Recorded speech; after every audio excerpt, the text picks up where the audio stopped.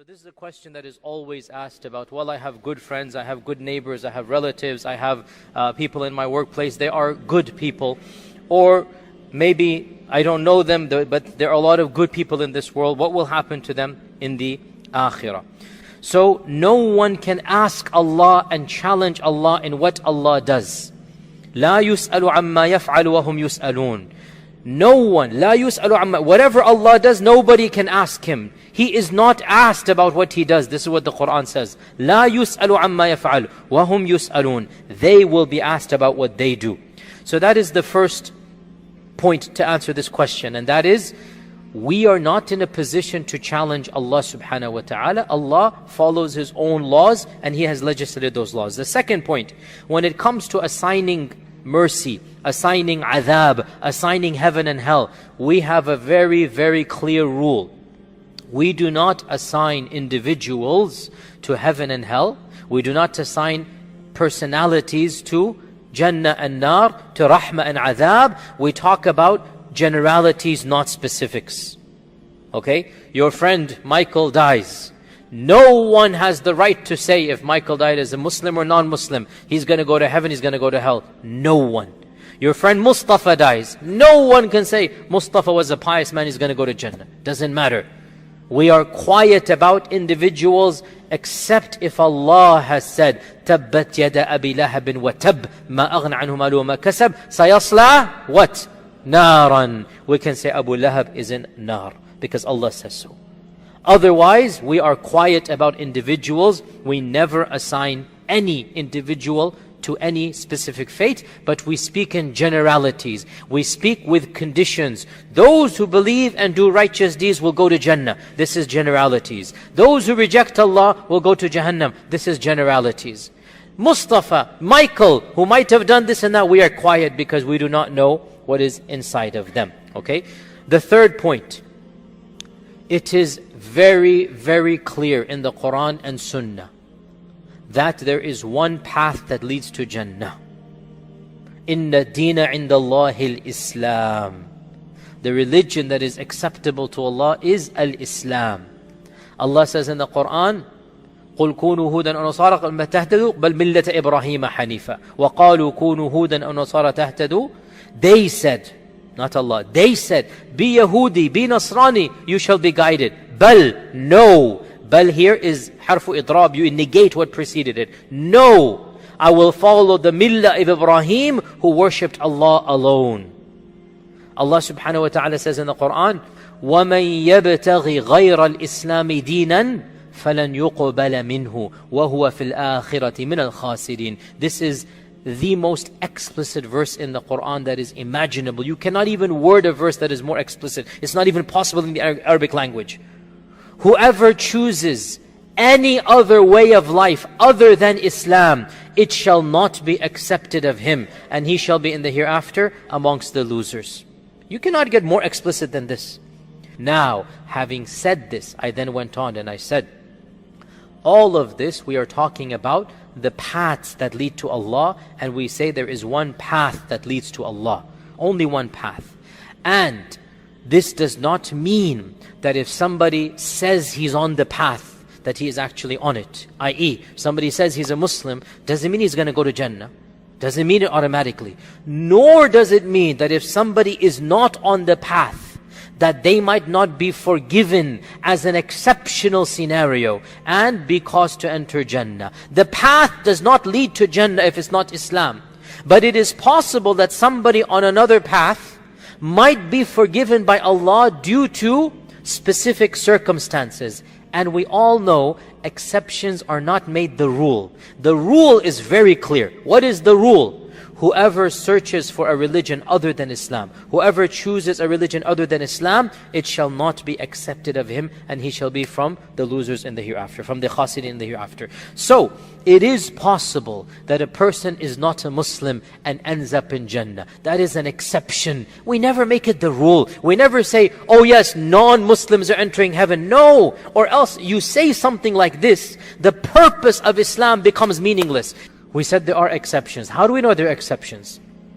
Firstly, Allah says in the Quran, لا يكلف الله نفسا إلا وسعها.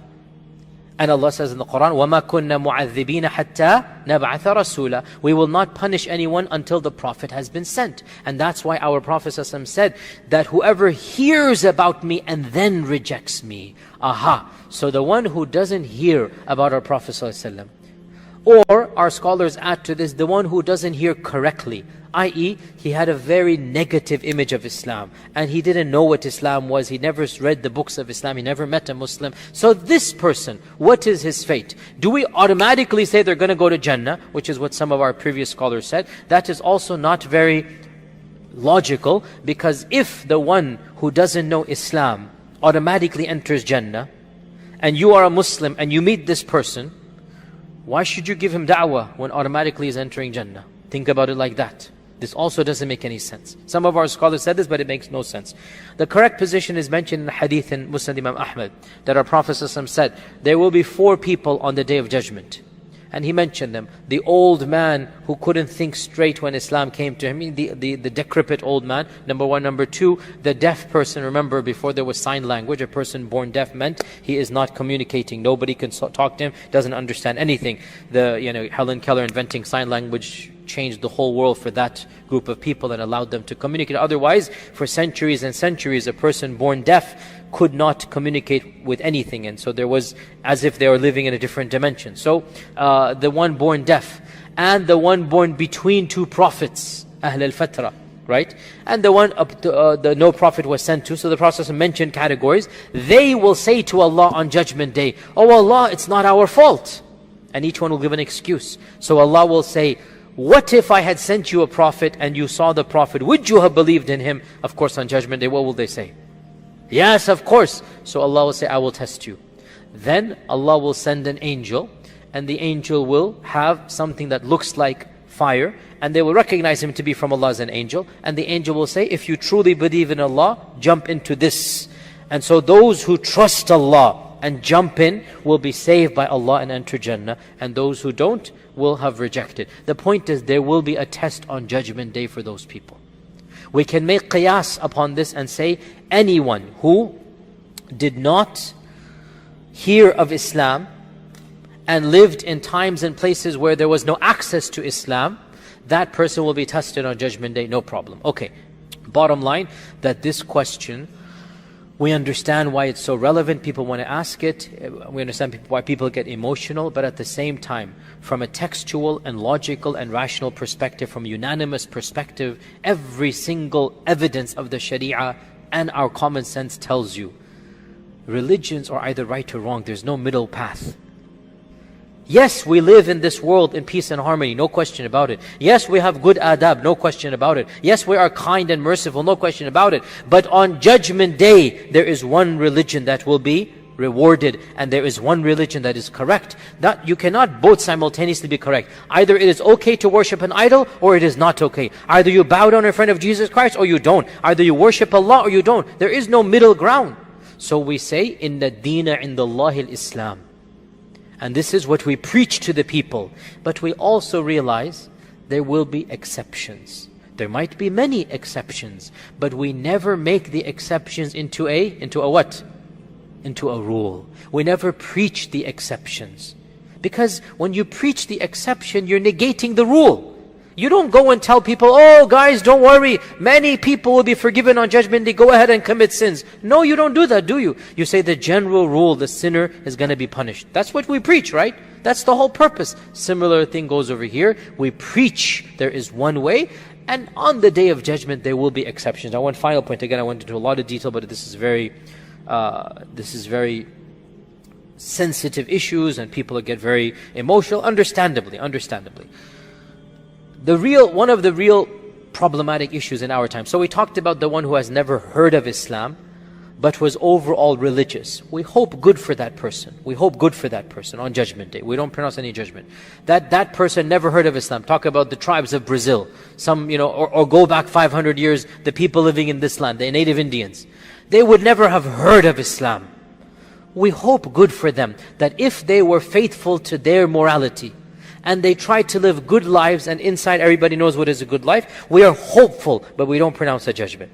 We talked about those who have the potential to hear Islam, but they don't do so. And we say that's not good news. that's not that optimistic. If they just lock themselves shut in their houses, if they just want to live their lives like animals and don't think about higher cause, they are falling short. So that's a problem on them.